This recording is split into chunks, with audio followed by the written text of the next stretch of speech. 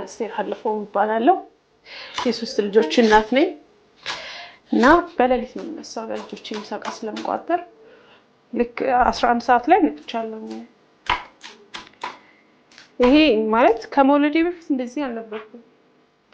አርፍጄ ነበር የምነሳው። የጧት ሰው አልነበርኩም።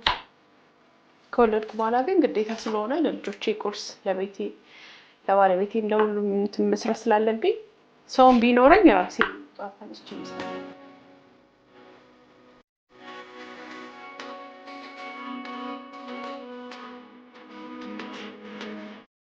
ቆንጆ ቡና አሪፍና ካናጣም እንግዲህ ቀኖችን ጊዜ ባማረ ሁኔታ ደስ የሚለኝን ነገር እያረኩ አሁን ይኸው እንደምታይ ደስ አይልም? ፏ ብሎ ቡና በጣም ነው የምወደው። ቡና ባዶን ይሻለኝ ማለት ባዶ እስቲ ምን ልታርጊበት? ይኸውልሽ ቡናውን አይሽው እጣኑ እንደዚህ እያጠነኝ ቀኔን ፏ አርጌ ባማረ መልኩ በዚህ ሁኔታ ጀምሯል። የራሴ የምነሳበት ሰዓት አለኝ። ምናልባትም ደግሞ ሌሎች ጉዳዮች ካሉኝ ደግሞ ከዛም በፊት ቀደም ሌሊት ላይ ልነሳ እችላለሁ። እኔ የጧት ሰው አይደለሁም፣ ግን መነሳት እፈልጋለሁ። ብዙ ጊዜ አይሳካልኝም። በጧት ተነስቼ ምናምን እዚህ ቡናዬ ምናምን አፍልቼ ከስተመሮቼ በጧት ባስተናግድ ደስ ይለኛል። ለመነሳት ትንሽ እቸገራለሁ። ጧት ከ1 ሰዓት ተኩል እስከ 2 ሰዓት ባለው ነው የምነሳው። የኔ ስራ ሌሊት የሚያስነሳ ስራ እና ከ11 አልፎ 12 ሰዓት ላይ ይሄን በዚህ ሰዓት ውስጥ ካልተነሳው ብዙ ነገር የሚያመጣኝ ነገሮች ስላሉ ስራዬም ደግሞ ለዚህ አመቺ ሁኔታ ስላለው 11-12 ሰዓት ነው የምነሳው። 1 ሰዓት የአንድ 20 ጉዳይ ምናምን እነሳለሁ። እዚህ የምደርሰው 1 ተኩል ምናምን ነው። እስከ 3 ሰዓት ምናምን ይደርስልኛል። ግን ያው አንዳንድ ሰው በጠዋት መጥቶ ስለሚጠይቀኝ አልደረሰም ምናምን ብዬ ከስተመር እመልሳለሁ። ቅርታ ስራ ይዤ ነበረ። ምን ልታዘዝ?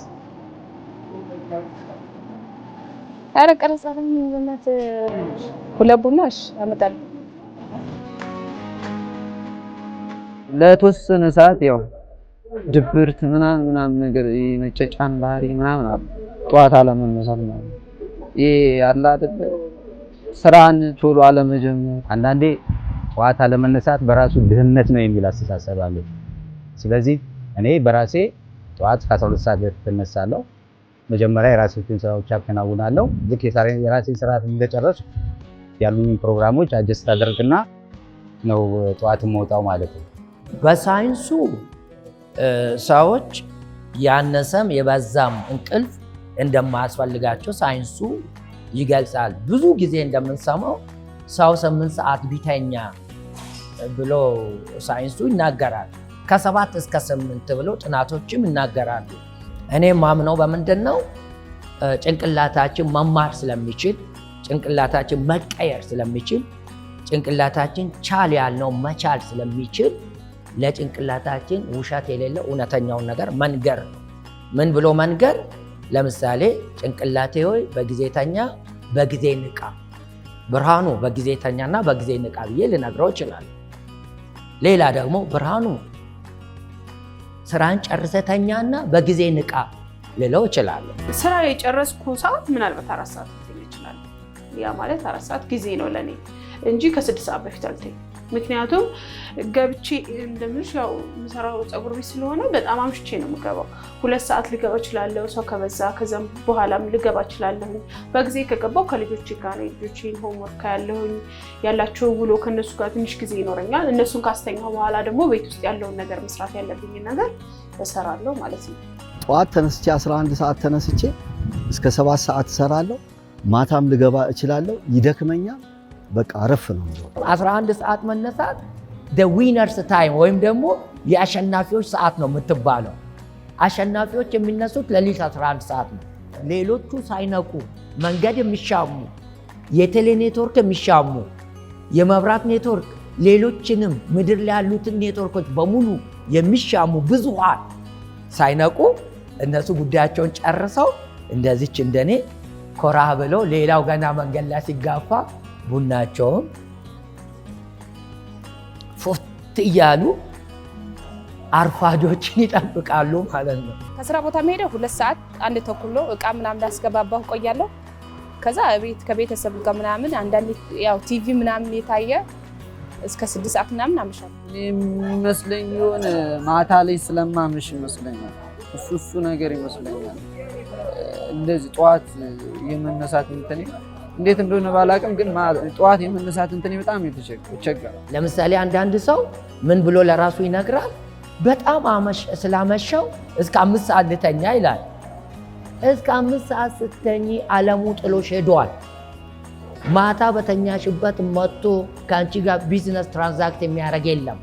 ማታ በተኛሽበት መጥቶ ስለ ትዳር የሚጠይቅሽ የለም። በተኛሽበት ስለ ቢዝነስ የሚጠይቅሽ የለም። ስለ እውቀት የሚጠይቅሽ የለም። ስለዚህ ማታችንን አስተካክለን ጠዋት ሲሆን በሌሊት መነሳት። አላርም ሞልቼ ለመነሳት ምናምን እሞክራለሁ፣ ግን አላርሙ ራሱ ጮሆ መልሼ አጥፍቼ የምተኛበት አጋጣሚ ነው ያለው።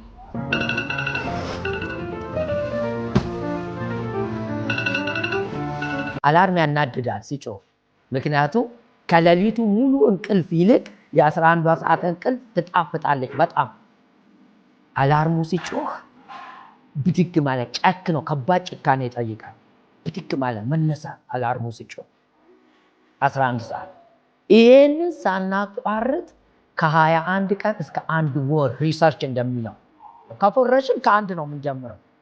ለምሳሌ 15 ቀን ነቅተን 16ኛው ደክሞኛል፣ ቀኑን ሙሉ በጣም አድካሚ ስራ ላይ ነው የዋልኩት፣ ዛሬስ ልተኛ ካልን ፎረሽን ከ1 ነው የምንጀምረው። ከዛ በኋላ አላርሙን ቀድመን የምንነሳው እኛ ነን። አላርሟ ለሌላ ሰው መሸጥ ነው። ከዛ በኋላ ለሚተኛ ሰው መሸጥ።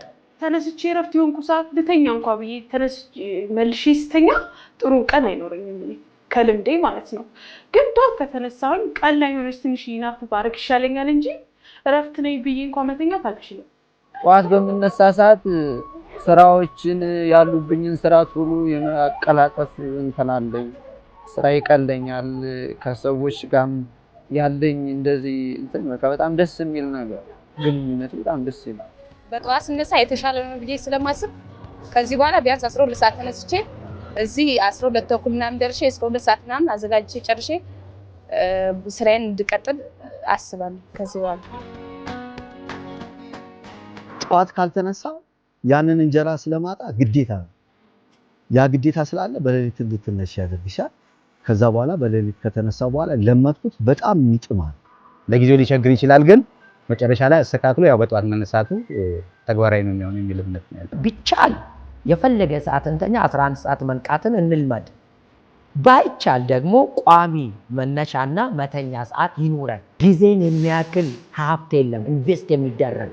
አንዳንድ ሰው ጊዜ ወርቅ ይላል፣ አንዳንድ ሰው ጊዜ ዳይመንድ ነው ይላል። ጊዜ መለኪያ መስፈሪያ የለውም። ጊዜ ህይወት ነው።